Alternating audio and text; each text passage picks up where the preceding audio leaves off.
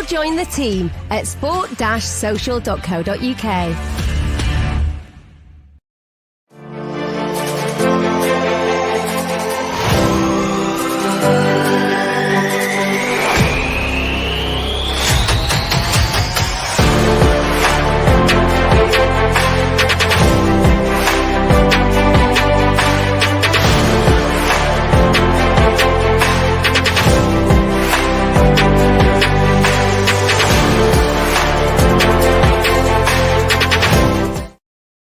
Hello, welcome back to the FPL Masterclass. It is game week 23. Rob is joining me as always. Make sure you give us a follow on at TF Masterclass. Give myself a follow on at Haider_Rubbani and give Rob a follow on at _Rob_B. Rob, great game week for myself. And you know what?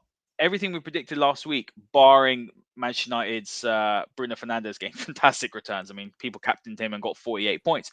But it was a rubbish double game week. We saw games cancelled, obviously. Spurs' game was off against Arsenal, and we saw Burnley and Watford. So I had Dennis captained, and I'm so happy I moved it to Trent. And I had a decent week. I think I got about 68 points. So all in all, I'm happy I didn't use any of my chips. Didn't use my wild card. I believe I only made one substitute or one transfer, sorry. So, yeah, a good game week for me. Hold your fire. You see, there's definitely, when you get a double game week, there's always that urge just to change stuff, tinker, lose points because you want to accumulate points. It's kind of like more like gambling as opposed to playing FPL. Do you know what I mean? There's no strategy there. It's just that let's see what happens. Let's roll the dice. And as you said, we'll talk about it more in depth in a minute about how double game weeks don't always reflect. In fact, the Chelsea had a double game week, had a horrible double game week. Whereas Manchester United had a double game week, and it worked out quite well for the premiums. So a difficult week, and we foresaw that for last week's show, and we talked about that a lot, and we kind of advised people just to be calm with wild cards and burning chips. There's going to be people that guessed and got it right. Some people are going to go, well, I want Bruno in my team, Bruno Fernandes. I want Ronaldo in my team. Lots of people picked both of them as a double up. Ronaldo got 4 points over the double game week. Bruno got 48 points or whatever, 46 points, something like that crazy if you captained him. So, kind of when you look at those things, we like to try and take the guesswork out of it. You can't always. Sometimes a guess does work. But it's more about making sure now that in the weeks ahead that you're planning and strategizing, because there is some difficult bumps in the road with blank game weeks to come. Man United like a bag of revels, Rob. You honestly don't know what you're going to get, and it's very difficult to predict. I mean, as United fans, we're delighted, aren't we, to see Bruno hit some form, finally 2 goals, 2 assists. Of course, yeah. And we will actually have a look at him in more detail later, because the title of the show is Bruno or Bowen to carry or take over from Salah, sort of carry that burden. But let's move on firstly to game week 22 overview. So we have your team up here, 59 points. So, overall points, you're just shy of 1,500, which is a really great return. Overall ranking, Rob, you have dropped. You were in the top 3,000 before this game week. So you have gone down to 5,348 in the world. I mean, look, still in the top 6,000 in the world, which is great. Looking at this team, though, something that's really sort of standing out to me is the Chelsea failure, double game week failure. Looking at Alonso over there, who got no returns really. We both went for Trent as captain. I mean, look, it's actually got to a point now where I don't ever remember putting a Liverpool defender, or you can even put Cancelo as captain. Those two are so prolific each week that they're getting returns that midfielders would get. But all in all, to be honest, I mean, barring Bowen and Antonio, and Cancelo, you had a decent game week, didn't you? And you're above the average, I believe. So you're happy about that. 60 points, 50, 60 points. But there were some poor performances from Chelsea's players, and I think that's a bit worrying, isn't it, for FPL players who have got a few Chelsea players, as we will talk about a little bit later. Yeah, you've got to get them out your team now. So you've got to find a way to move away from the clubs that you lean on that are going to have these blank game weeks. You can still have some of their players, but you can't rely on them. They can't be your kind of star players. In terms of points, yeah, I'm all right with 59 points. I would say, don't I, between 50 and 60, that's par. That's where you want to be. If you're hitting that and other people are usurping your points and getting 80s and 90s, and let's be honest, the people that had Bruno this week, of course, they'll be doing that. But if it's guesswork, there'll be weeks when they get 20s and 30s when you're still getting 60s. So that's the idea of FPL, is to be able to do it every week to a certain standard and level. So I've not really changed my team around a lot. I think we kind of look at it there when we talk about the Chelsea side of it. No Manchester United players. We said why that was last week. You know, didn't really want to invest my Salah dollars in Ronaldo and Bruno, but of course they would have given me returns if we'd done that. But there were reasons why not to do that as well. But as you said, the back line, you know, Trent, 20 points as a captain. Cancelo would have got me 22 as a captain. Just incredibly reliable FPL pieces that everyone should have. You know, if you haven't got those two in your team, what are you doing? But then when you move through with Alonso, it was always going to be a horrible game week for Chelsea, I think, just because of the matchups. And now Chelsea are moving into a difficult period where I believe they've got 3 blank game weeks over a kind of 5-week period or something like that. So, you know, you look at my bench there with the injuries that I had. Obviously, I had to bench a load of players, Livramento, James and Hwang, all long-term out, I believe now. So James will be moving out, and I'll show you at the end of the show what I'm doing with Reece James. But the rest of the team, bar Martinelli, because of that late cancellation for Arsenal and Tottenham in the North London derby, it was a good game week across there. Everyone kind of getting elevated points or just getting the par points, clean sheets as well. Unhappy with Foden and Bernardo. You know, you would have wanted a little bit more out of them and Jota. But overall, 59 points for a game week where there's still COVID cases, where games are being cancelled and where you've got no bench. I'm really happy with that. Christian had a great week here, Rob, saying 91 points. Bruno worked well, but he won't captain him against West Ham United. I mean, you know, that's one of those, Rob, isn't it, where, and Bruno was a pick where you gambled and the gamble paid off. But, you know, before the game, I wasn't even thinking, but both games, I did not think Bruno would get 2 goals and 2 assists based on sort of the form that he was showing. But we've got here up on the screen, we've got Kings of the Game Week. So Bruno Fernandes was the top player. And look, there's some very interesting ones here. I mean, Harrison got a hat trick, and, you know, is it fair to maybe say that Leeds might be starting to gather a little bit of form? There might be a couple of good options. I mean, Rafinha has been consistent all year. I took him out a couple of weeks back when Leeds, I think Leeds weren't playing a couple of game weeks or something like that. But Harrison, great return. Leeds are starting to pick up a few results, scoring few goals now. Yeah, I think when you look at that midfield, because this is obviously the visual for the game week itself, there's 3 that pop there in midfield: Harrison, Bergwijn and Ramsey. But do you want to build your teams around those kind of players? I would say still no at the moment, because they've had good game weeks. I think Bergwijn scored twice in stoppage time. So it's not that Bergwijn is returning good numbers that make you think, yeah, I want to buy Bergwijn. So I think as well, when you look at the back 4 as well, as we said, 2 kind of mainstays and then kind of more left field ones with Webster and Al-Nouri. So I think it's one of these things with FPL, when you look at the game week, the numbers are skewed by how the fixtures went. So Harry Kane had a good return in the end with 11, but he was a big risk if you were going to put money into Harry Kane. In the same way that Ronaldo was a big risk, just simply because of the price. Those who went with Ronaldo and burnt 12.8 million of their budget got 2 points back for it, or 4 points over the 2 games. So that's not really good, is it? It is a little bit of gambling there, but you've got to kind of look at long term. So I do actually think when you look there, Bruno Fernandes, 23 points. There's no doubt, I think, with Bruno now, United have got a really good set of fixtures. We will look at that later on in the show. But Mason Greenwood, 13 points, a quiet 13 points over the 2 games. It feels that Mason Greenwood will start more games now. You know, Jadon Sancho's kind of in and out. Langer has kind of made himself part of the team. So Langer might be someone that you want to look at.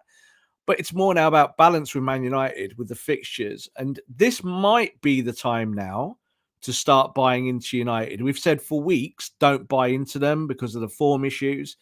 But it just feels now, I really, really don't want to jinx my football team. Don't say it, Rob. Don't say it. It just feels that systematically things are starting to turn a little bit. You know, we're seeing consistency in the right parts of the pitch, even though they're not completely translating into results. But we're talking FPL, so we're looking at players who can get you individual points, aren't we? So I think Fernandes there and Greenwood, you can see they earned their points. And I would go with them as a pair up rather than say Fernandes and Greenwood plus a Ronaldo. I think at the moment that looks like a better pairing.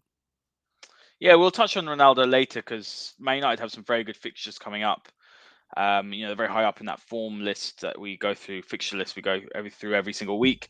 But what's interesting here, Rob, I do want to touch on Robertson, and he's really starting. We will go into him in more detail, but Liverpool are still consistent without Salah, aren't they? They are, and this is where, I think, again, maybe Liverpool fans will be tempted to maybe remove Salah out, and because they want to keep to Liverpool players like Man United fans do with Man United players, they might kind of look around and kind of just spend their money on alternative midfielders, but it's the same people that shine. So I think Robertson, a perennial every season, always fantastic figures. Kind of struggled last year for a little bit, then recovered. This year struggled for a bit, had injuries, has now recovered. I think he's had an assist in I think 5 of his last starts or something like that now in each game. So that's fantastic. But it's but Liverpool are going to keep giving you returns until even Salah comes back, and it should be all okay when you look at their fixtures. The only thing is that in 5 weeks' time they have a blank game week. So that's something to consider, because that might be the week that Salah is fit and is back, and that might be when you want to kind of pull the trigger on bringing Salah back. Yeah, I think I need to maybe sort out my strategy for bringing him back in. But Rob, we're going to talk about the main topic today, and we're going to be talking about this man here, Bruno Fernandes. Since he's come to the Premier League, he's been a fantastic option, hasn't he, for any FPL player? He's been so consistent. He's one of those, you mentioned it before we went on air, a 20-20 player, someone that gives you 20 goals, 20 assists a season. Mm-hmm. And look, it's been a tough season for him. He hasn't hit anywhere near the heights that he can do. He hasn't played to his potential. He hasn't been giving returns. And you look at him now, he's a premium midfielder at 11.7 million. So he hasn't been giving those returns. But 2 goals, 2 assists. I think the key statistics here, really, though, if you're looking at this graphic here, is the ICT ranking. For influence, he's second. For creativity, he's first. And overall ranking is 6th.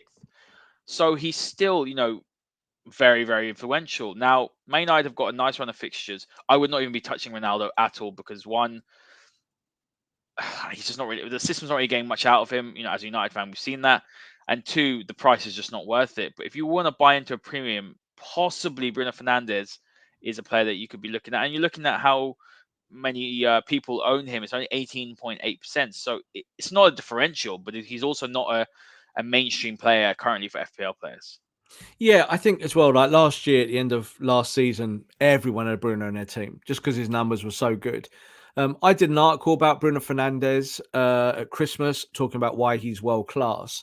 And I think sometimes Bruno doesn't always pass the eye test. You can watch Bruno and think he's not playing very well. And there's plenty of games where he's not playing very well and deserves to be on the bench and not actually be a starter. But he returns numbers and stats. So like you just said, Dale, I'll just run over them again. Influence in the Premier League, he's second. He's first for creativity. This is now obviously up-to-date rankings. Number 6 overall, 4th in the index. As you said, 18% ownership, which shows that he's kind of gone under the radar. But there's been plenty of weeks where Bruno Fernandes has been getting 2 points, 2 points, 1 point, 1 point, 2 points, 1 point. There are reasons why people haven't invested in him. But now the fixtures are swinging towards Manchester United in terms of difficulty, and also their form is improving. So like you just said there about systems, United's a bit declared, and from Ralph Rangnick, that they're going to play 4-3-3 with 2 number 8s and 1 number 6. And Bruno is going to be that 8-10 player, someone who's going to be doing what he normally does, kind of being up the pitch. So we saw that, didn't we, against Brentford, that in the second half, that when he decided to be on the front foot and be an attacking player and a runner, it all clicked. It's kind of like crazy, isn't it? As Man United fans, we're like, just do it. Just do it every week, you lot. It doesn't happen. And this is why FPL managers haven't bought into Bruno Fernandes yet. But I do think that there's a lot of managers like myself who've got money to burn at the moment because of the Salah transition. And you got it, you knocked it completely on the head there, Haider, what you said about strategy, because that's what it's about with Salah now. It's not if you bring Salah back, it's when. There's going to be lots of people that get completely seduced by Bruno Fernandes, and they're going to throw it all at Bruno, and they're going to keep Bruno. But then when you look at the numbers for Bruno versus Salah at the end of the season, I still get the feeling that Salah's going to win that one. So you should be with Salah, not Bruno. So at the moment, next 2, 3, 4 weeks, Bruno might be a good short-term option for people, and I think United fans will feel high about bringing in a United player who's doing well. They'll feel good about that. 11.7 million means he is premium, but at the moment, he's in a premium moment. Yeah, that's a great point. He's in a premium moment. I'm looking at my team here. I've got 5.4 million in the bank. And I'm looking at Bernardo as a player that will have to make way probably when I'm looking at my midfield. My midfield consists of Jota, Bowen, Bernardo, Foden, and Gallagher. And Gallagher sat on my bench again, got more points. Gallagher's a funny one because 9 points and that got you on the bench, and that was that. 9 points on the bench. When I play him, he doesn't do anything. When I bench him, he goes and gets points. I mean, again, for £6 million, he's he's great value for money. He's had a really good season. If I just look at some of his statistics here, he's had so many great returns, especially early on though. So not so much recently, but he has been out for a few games. But he is sitting there. He's got 100 points in total. So and you're looking at Bruno with 95. So when you're looking at the price to points ratio, he's far and away better value than Bruno Fernandes. I think the thing is with that is that Gallagher's a player that will always pass the eye test. Gallagher won't always pass the test for the stats. So stats-wise, 100 points seems really good, but he does play every match. So, like Bruno Fernandes has been in and out a little bit recently, obviously had a suspension as well. So these things do impact numbers. But I think there's a difference is that Bruno's ceiling today is that high, and Gallagher, as you said, is kind of still about there, and you put him on your bench because you felt that. So this is the problem. At 6 million, there's no quibbling, is there? He's a good player to have in your team at 6 million. There's got to be weeks where he scores, but then there's going to be 6 weeks where he does nothing. So what you're looking for is obviously the impactfulness, and this is what we think Bruno Fernandes might do. So we're going to look at that. So the show today was called Bruno versus Bowen, essentially, these two players. So Jarrod Bowen coming up here on the screen now. Just the surprise sleeper hit of the season, I think, with Emmanuel Dennis. Two players that I don't think anyone would have really wanted at the start of the season. Certainly no one was looking at them. But Jarrod Bowen, really, for West Ham's success, he's now become the key player of that team. And, 6.8 million, you can see the ownership's pretty high, 27%. You can see people are leaning towards him, whereas weeks ago that was not the case. And just again, when we look at rankings, 5th for influence, 16th for creativity, number 5 in the overall ICT index rankings. He's just a no-brainer, 6.8 million for a West Ham team that just keeps rolling. And I think with him, do you go with Bruno or do you go with Bowen? The smart money says you go with both. That's what it's telling you. And that's not because of what Bruno's doing. It's because Jarrod Bowen's price is so good at 6.8. Trip to Old Trafford next for West Ham. So a difficult game, but against a porous Man United defence that even against Brentford still conceded. They didn't get the clean sheet. So there's always a feeling that even if Man United beat West Ham, that Jarrod Bowen will be getting points somewhere across the pitch.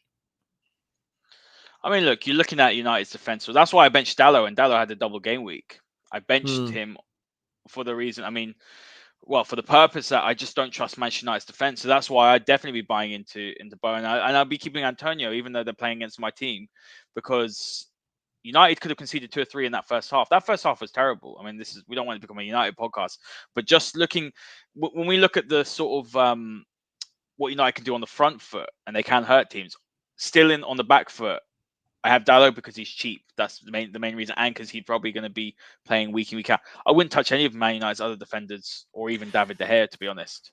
I think the issue for Dalot is that he might not be playing week in, week out. That's just a perception, isn't it? At the moment, we perceive that he's ahead of Aaron Wan-Bissaka, but that could change next week. It really could, because it's close. So this is the problem that I think with football teams where you've got maybe positions where players are pretty close. So Dalot is more like a Ranić style fullback. We know this, but if Dalot has a stinker against West Ham, he's out, isn't he? So that's a problem for you then. So at the price range, you're right. I think he's a good price, so that's why you take the risk on it. But overall, it's about making sure. I always try and make sure that I've got players from clubs that you're going to play. So Jarrod Bowen is going to play every week, isn't he? Bruno Fernandes is pretty much going to play every week.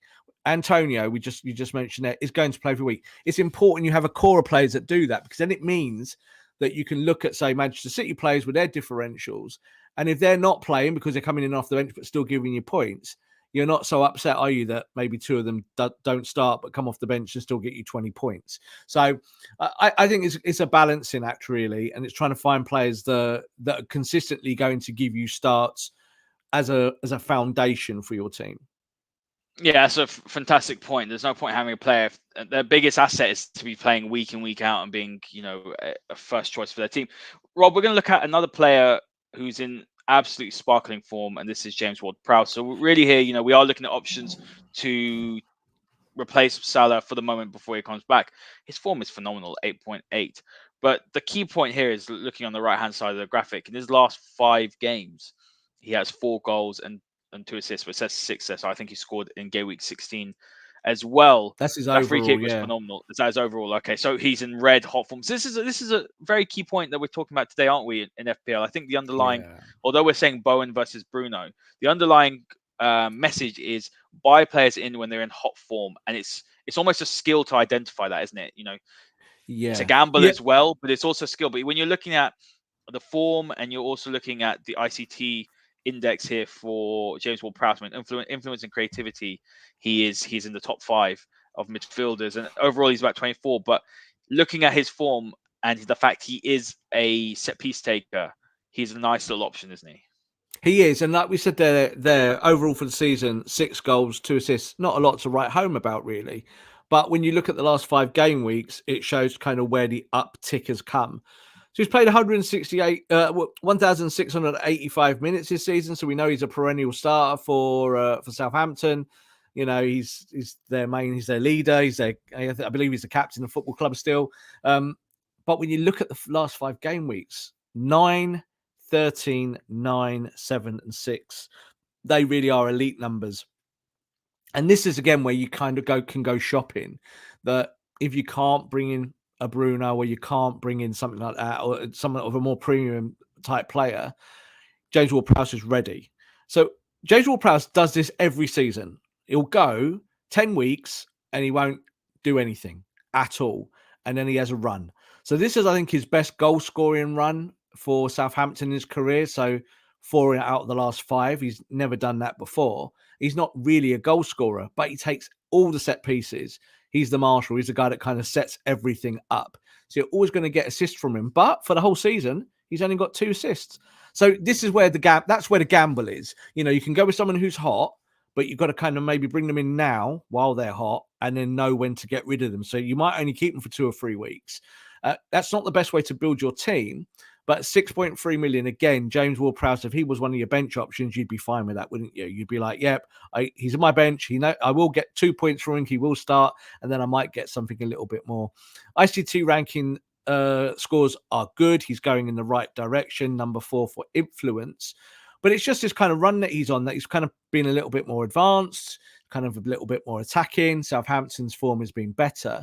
And as I said to you off camera as well before the show, the thing about Southampton is they're always the underdog, always. But James Ward-Prowse will be the guy who's at the heart of anything that they do that's good. So if they show their underdog status and do well in a football match, it's normally because James Ward-Prowse has helped, either with a penalty or a free kick. So he's a good option. 83 points for the season shows that he just ticks along. So that's pretty good already for this part of the campaign. Form 8.8 on FPL. Excellent form, stunning form. And just getting big game week points every week at the moment. So if you want to have a little bit of a flutter, James Ward-Prowse is a good option to go for right now. Yeah, and at the price of 6.3 million, it's zero risk, really. Rob, we're going to move on to the next player, and it is Jacob Ramsey. So he had a really good game week last week with 12 points. And he's found himself in the starting lineup under Jarrod quite a lot since he's come in. He's a player that obviously Jarrod fancies, good talented player.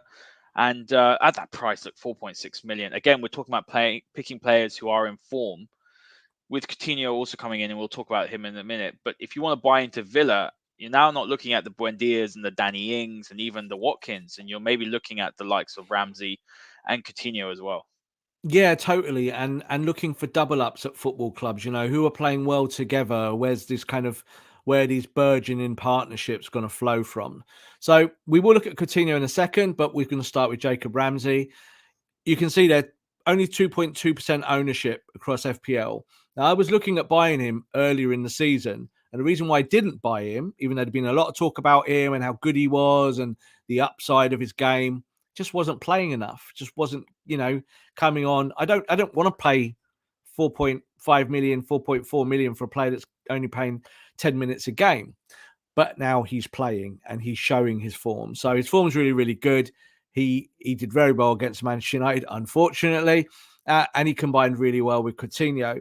But you look across the bottom, like this is where the ICT rankings do not help with a player like Jacob Ramsey, because he's just on the kind of the start of his journey to becoming a useful FPL player through playing more minutes for his football club. I think the other side of this as well is the Steven Gerrard factor. So I think Villa are going to have a good second half of the season. They're not finished yet in the transfer market. So it's worth keeping an eye on that, because that might impact Ramsey, and I mean negatively. So like Ramsey, who's now a starter this week, if they go and buy a midfielder or an attacker towards the end of the window, Ramsey could be done like that. But at 4.6 million, no real risk there. You can move him in and out. And again, another person that you could stick on your bench for that price and not feel too uncomfortable. Yeah, it's a great price when you think about the returns that he's giving. 55 points. His form at the moment is very good as well. 5.0. I think it's a really intriguing option. And we'll just pair him up with, maybe instead of, you'd have someone like Philippe Coutinho. Goal and assist against Man United. Of course he came on, Rob. Excellent Liverpool man. Of course he came on and turned the game on its head. The less we talk about, the better. But here's a very interesting one. So on the screen, we've got his statistics, so his goals and assists, minutes played, etc., and points while he was at Liverpool. And what's really striking to me here is he actually didn't hit 20 goals once in the league. The highest is 13 in the 2016-17 season, and even then, looking in the sort of the just 5 to 8 goal range, and in terms of assists 6 or 7 a season, he's not got above 8 assists. I mean, for a player that went for 144 million, crazy. Well, you've talked a lot today, haven't we, about the eye test and stats and how they are different and they can be different. And there's no doubt that Coutinho is a guy who was more about the eye test. People are like, oh, he's brilliant. He does this, he does that. Well, you look at his stats. Stats not great at all. Stats are mediocre. They're okay. They're kind of, they're in the right ballpark, but they're not. You could see why Liverpool were winning things when Coutinho was at the football club, because he was part of the heart of that team, and he wasn't really delivering huge numbers. So we'll go through the numbers just very, very quickly. I think just looking at the last, 3 seasons there, 8 goals, 13 goals, 7 goals, assists, 6 goals, 8 goals, 7 goals. So kind of that's his par. That's what he did at Liverpool. Minutes were around the same there. And points finishes, that's second to last season. 2016 season, he got 171 points, which is a good return. We've brought this up. I put this up on the screen because I wanted to show people that he has a kind of level. But I think at Villa, he'll be expected to be a higher level. He's gone from a big pond, and being a kind of smaller fish at Barcelona, and obviously came from Liverpool. And now he's gone to Aston Villa and he's the shark. Yeah, this is his football club now. He's the guy. He's on a lot of money. He's got 2 very good forwards in front of him in Watkins and Ings. He'll be feeding them. You'd expect he'll get assists just off the little layoffs and stuff like that. Not proper assists, but being in the box in the penalty area, just laying it off to teammates and stuff like that. He will get points. So I think that Coutinho is a good time to buy him. But again, it's a little bit of a gamble. It really is, because he got 6 points against Man United. He played 22 minutes. He got one. He got a goal. He didn't get the assist in that game. He only just got the goal. But it showed that he's going to be in the penalty box. I think that's what people wanted to see. What is he going to be, a forward, or is he going to be an attacking midfielder? They're kind of different. Is he going to be the guy tapping the ball in the net, which is what he was against Man United? So a good pair up, I think, with Ramsey. If you're going to go for one or the other, I'd probably actually be tempted with Coutinho at the moment, just because there's a kind of let's see what happened factor with him, isn't there? I think that if Villa have a strong next 4, 5, 6 game weeks, and we're going to show in a minute that they've got good fixtures, that Coutinho might be the guy you go for. But I'll also understand if people want to plump for Watkins and Ings, because I think Watkins and Ings will be at the heart of them climbing the table. If they climb the Premier League, it'll be because those 2 guys have worked it out in the striker positions and have started to score goals together. Yeah, great point on that. And let's move on to Robertson. He's flying in a minute, isn't he, Rob? He's really Yeah. picked up his form. I was thinking about this actually today, and I was thinking, if I want to replace Salah, why don't I just go and double up on Robertson and Trent? Yep, and that's what I think people should probably do. So he stole my thunder, but yeah, I look at him, I look at Robertson, and at £7 million, ownership 3.3%. Funny, isn't it? That again, this is a player that does it every year. He delivers numbers like crazy. I think this year he had an injury and he had a knock, so he's not started as well. Remember, Simicast was in early in the season. We all had Simicast, didn't we, for £4 million, and he was getting double-digit game week returns, and we were like, "Oh, we're all so good, aren't we, at this game?" But of course, Simicast is now in and out, but could still play games if there's injuries. But I think we look at Robertson. £7 million means that he is a super premium defender. Yeah, so that's really high for a defender, but he is worth it. So just again, ICT rankings, the most important ones here to pull out is creativity, second in the league out of 237 players across the positions. He is delivering assists every week. So he's doing what Trent was doing a few weeks ago. There's still going to be plenty of FPL managers that will be going, well, it's either Robertson or Trent. And I understand that, again, because I think if you're paying £7 million, 7.1, 7.2 for a defender, it's going to stretch you in other positions.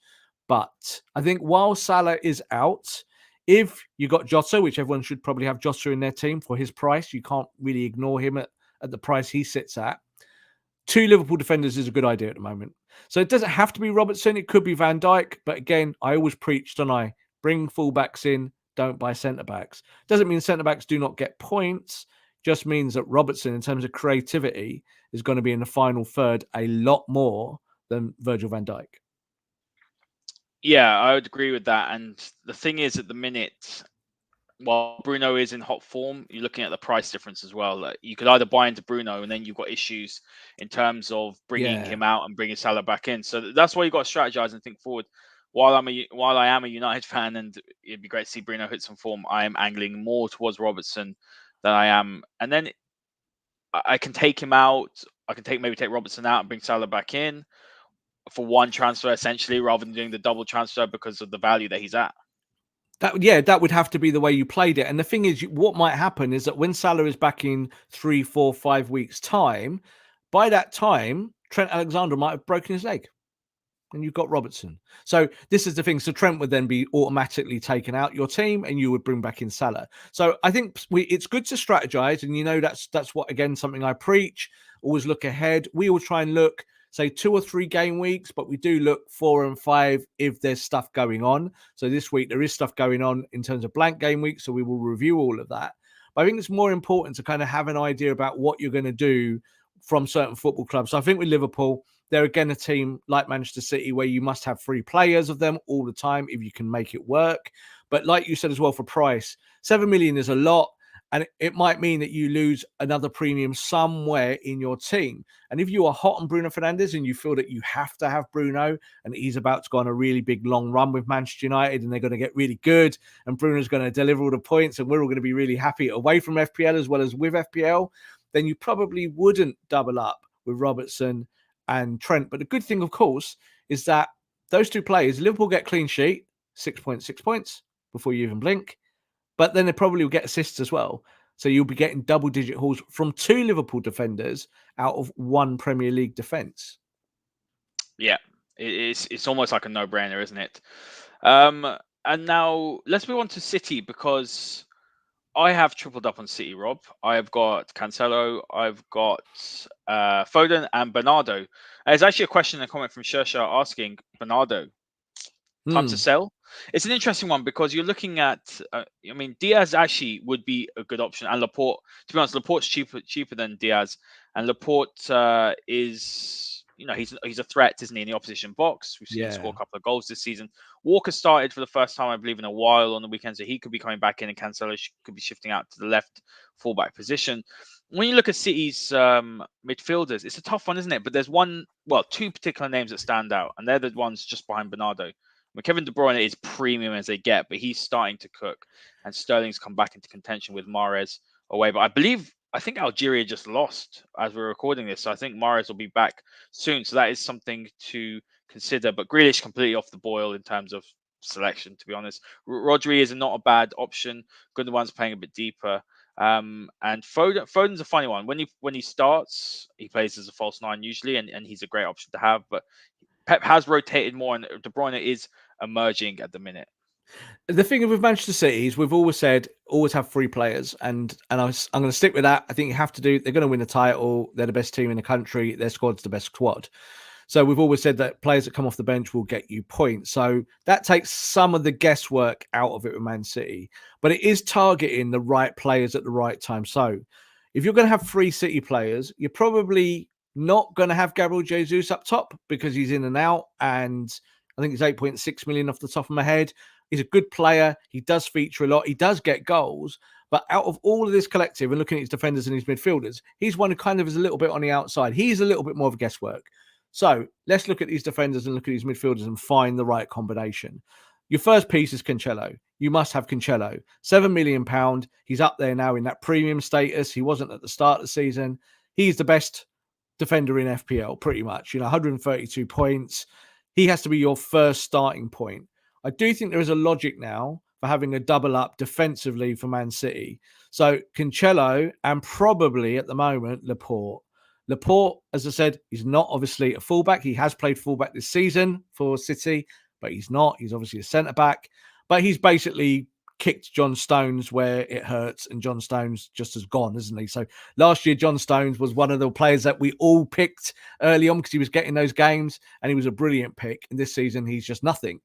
So I think we're going to go with 3 there, your first 2 potentially, because you can double up them. Same logic as Liverpool is that City have got the best defence in the league this year. Clean sheets, Cancelo, Laporte, just easy money. But then it's the midfielder, which is your extra midfielder. So for me, it would be Foden if I was doing it that way. At the moment, I have got Bernardo, and again, Bernardo's in there on merit. But now Bernardo is dropping deeper, kind of playing more as a kind of deep line number 8, almost number 6 at times. And that means that all those goals that he scored early on the season where he was lightning on the edge of the box when Kevin De Bruyne was injured, and when Sterling was still out of form and on the bench, those days have gone. So if you've only got 1 transfer this week, it might not be Bernardo that you move out because he could still do well this week. But you're going to have to start thinking about moving him out and finding the correct midfielder. Now, De Bruyne is starting games. I think at 12.1 million, he's way too expensive at the moment. You don't want to risk that. It's a bit like Ronaldo. It's the same thing. Great player, but just very, very pricey. But there's so many options after that. Foden, for me, as you said, plays the false 9, plays a lot. When he comes on, is influential, always gets goals and assists, even if he's playing 20 minutes or 80 minutes. So that's why I like Foden. But I think also on the coming on the rails here is definitely Raheem Sterling. Starting to play on the right-hand side just looks electric. He's just in form. So again, 10.7 million, pretty premium. But it's the combination of the 3. How are you going to get the most points every week out of Manchester City? Don't do it on gut. Do it on kind of what the numbers are saying. So 2 defenders plus 1 midfielder would be probably better than 1 defender plus 2 midfielders. There's still probably people trying out Grealish. 7.6 million, 100 million pound player in real life, but a 7.6 million player in FPL tells you everything. He's only got 55 points this season. And then you've got to look out for when Mahrez comes back, because Mahrez, again, I think he is still City's top scorer for the season, even though he rarely starts. So he's a player that will come back in, but he might need a little bit of a rest, obviously, after the African nations. Yeah, I would be. I'd never had Grealish, and I would not be touching Grealish at all. Now we've got the game week, sort of the next 5 game week planner, and we've got the fixtures with the team with the easiest fixtures at the top, and then the team with the hardest fixtures at the bottom. We split it this time, Rob, haven't we? We've cut it into 2 just so it's easier to view for the viewers. So let's start. Villa, we've mentioned Ramsey and Coutinho. They've got some fantastic fixtures. I mean, Everton have sacked Rafa Benitez. You might get a new manager bounce there, possibly, but yeah, they have some fantastic fixtures: Leeds, Newcastle, Watford, and Brighton. United are up there as well. Let's talk about United a little bit. Cristiano Ronaldo's minutes seem to be managed quite well by Ralph Rangnick. he's also, I mean, I liked what Randy did the other day and sort of, told him to look, I'm the manager essentially. So really, apart from Bruno Fernandes, I wouldn't really be looking at many Man United players. But if you do want to buy in, and United have changed their formation, haven't they? They're not playing the 4-2-2-2. They seem to be more comfortable and performances seem to be a little bit better in that second half. So if Randy does stick with that, they've got West Ham, Burnley, Southampton, Leeds, and Watford. There's some nice fixtures, and it could be a time to buy into Manchester United. Although I'm not doing that as of yet. I've only got Dalot, but he sits on my bench if he doesn't start. Yeah, there's only one player that really appeals to me out of Man United. And again, looking at kind of price versus usage and uptick in terms of what they're doing, and that's Fred. So Fred is going to play as a number 8 now for Man United. He's not going to be in a kind of more defensive double pivot function, kind of the 2 number 6s. He's now playing higher up the pitch, and we've seen this. He's getting assists. He did get some goals a few weeks ago as well. So I think that his price range, he's kind of priced in that defensive midfielder bracket. When you look at the money, it's kind of, I think it's around 5 million quid. So there's not a lot of money really, 5.1, 5.2, but he's now going to give you more attacking returns. So if you wanted to just take a punt on United, but not, throw absolutely everything at United in terms of value and money, I think someone like Fred might be the one. But just looking along the top there, we said there, Villa, United, City as well. On the left-hand side here are the teams that have got the most favourable fixtures. And on the right-hand side of your screen are the ones that have got the blank game weeks coming up and the less favourables. But it's the right-hand side that's the most interesting, but we'll do the left first. Those top teams, Villa, United, City, Everton, West Ham. As you mentioned there as well, I think also Newcastle, Palace on playing good football, aren't they? Brentford showed they can beat anyone on their day, but then Leeds United. And I do think that Leeds with Rafinha, Bamford's on his way back. They're definitely ones to watch when we look at that. On the right-hand side, look at all these blanks. Now, we did highlight this to you last week, but as we get closer to them, it becomes more of a reality and something you must strategize for. Kind of at the bottom there, the list is Chelsea. So I think the days of being invested in Chelsea are over completely. 3 blank game weeks out of 5. No, thank you. So as I'm about to reveal afterwards, obviously Reece James injured anyway. It's kind of very easy choice for me to get rid of him. But I'm getting rid of him. And next week, I'll be getting rid of Alonso. So that's already planned. So that's my strategy to make sure Rob, just to interrupt. I saw people last week and I laughed. They wildcarded and brought in the likes of Mount, Alonso. Absolutely, and Mount didn't even start, crazy. did he? Yeah, Mount didn't start. And they were going mad. Crazy. Watch the show, guys. Watch the shows and listen and take notes. But this is the thing. It's one of those things about heart and head. I always say this all the time, and it doesn't take a lot to look at these bits of information and kind of know where the feel is. Do you know what I mean? So when you look at that and you look across the blank game weeks, Liverpool got a blank game week there in 5 weeks' time, but I'm fine with that because they've got 4 really good fixtures: Palace, Leicester, Burnley, Norwich. So I'm good with that. I'm going to stick with Liverpool until I have to do something with Liverpool. But when you go down the list, Brighton is obviously, I've always had Sanchez as a goalkeeper there. Not too much of a loss there in 2 weeks' time because I probably wouldn't play him anyway. I'd probably be playing Ramsdale. But you go right to the bottom, Arsenal, big problems, 2 blank game weeks, but then 3 really good fixtures in the middle there. So if you've got one player, I've got Martinelli. I'm all right with that. I'm not selling him just for those reasons. And then Leicester as well, same kind of thing as Liverpool, but they're playing Brighton, Liverpool, West Ham, and Wolves. They're much harder fixtures than, say, Liverpool's 4 that they've got there. And then obviously capping it off with that blank game week. So, this is the thing for managers now.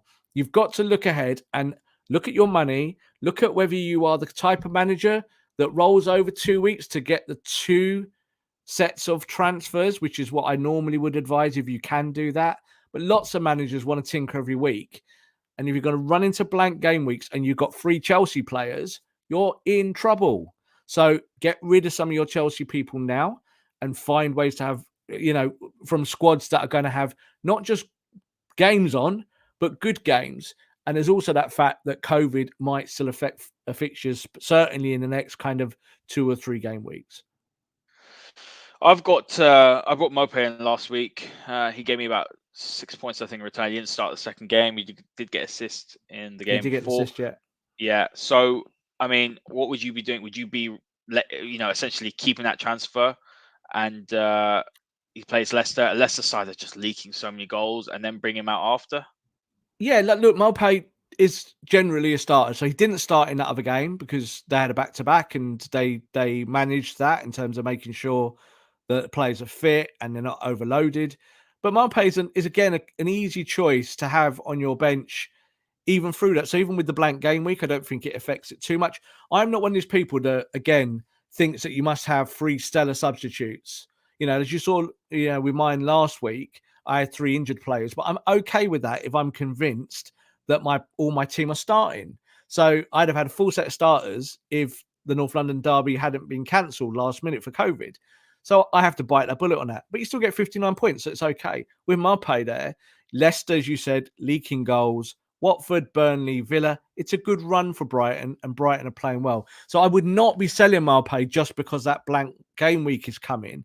But I would be looking at Chelsea. And if I've got 2 or 3 Arsenal players, again, Arsenal fans out there, going with your heart rather than your head. Probably got 3 gunners in your team because you feel good about Saka and Smith Rowe and Martinelli and maybe the goalkeeper, Lacazette.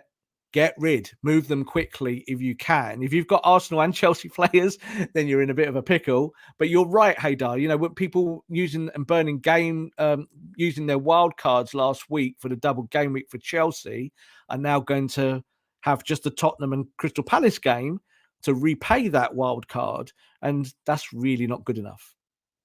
Yeah, agreed. And now the big reveal, Rob. Game week 23 squad. Are we ready? And look at that money in the bank, 6.8 million. I'm going to let you go through and talk through your rationale. I believe you've only made 1 transfer this week. 1 transfer, not gone too crazy, not tempted to use wild cards. I think with COVID, there's going to be lots of big double game weeks. So I want that wild card in my pocket just in case. As long as I'm still getting points and not have too many injuries, then I can work with that. So I've kind of hinted at about earlier on. We talked about Robertson a lot. £7 million, super premium defender. Out goes Reece James, who's 6 million still. And Reece James, we don't know when he's going to come back. And we also know the Chelsea problems. So that's the only change I've made in my squad. But it gives me the flexibility. So my back line now, I think goalkeepers we talked about as well in previous weeks with Sanchez and Ramsey. I think they're probably still the best double up for now at the moment in terms of the price range and their points returns. With the 5 defenders there, Alonso is okay for this week. Robertson and Alexander-Arnold will double up with Cancelo. So I would probably be playing a back 4 in this game week because I think that all 4 of those players can get attacking returns. And then it's about trying to work out the defense and the midfield. And obviously no change in my midfield, keeping Bowen there, keeping Foden there. Bernardo might be the guy that sits on my bench this week if I want to gamble on that. Why? Because Martinelli at 5.3 million is playing Burnley. So I get the feeling that he's the guy who's going to have a much better attacking return than Bernardo. Now, I might be wrong about that, but Bernardo will be playing as a number 6, stroke 8. Martinelli is going to be playing right up, high up the pitch, and we've seen how good he is this year. Jota, just an easy pick. He's going to start games. In my attack, I'm stuck with Wang for now. I will be looking for moving him out, but I'm just obviously going to leave him as a kind of bench dump right at the end. And then it's about either Antonio or Dennis. And it's kind of toss up. I think Antonio's got a good chance of scoring at Old Trafford against instead of leaky Man United defence. One thing I will say about Antonio at the moment, I've watched West Ham a lot for work, for my job, and he looks tired. It's all that travelling, Rob. Obviously, he's now Jamaica international, and he's done a lot of miles. And he's a much bigger unit than people think. He's not the tallest guy, but he's a big unit. Yeah. So doing the work that he does, and he does work hard, it's going to have a physical effect on you. So let's say, for instance, the flip kind of players. Someone like Patrick Bamford last season. Patrick Bamford was similar kind of price range to what Antonio is, and Bamford was getting lots of returns. But he's not a bigger unit. He travels better. He's had injuries this year, but last year he wasn't injured at all. Whereas Antonio traditionally last year had injuries, didn't he? So this is what you have to watch out, I think, for Antonio, is that he doesn't start picking up knocks because he's still the only guy that West Ham have got up there.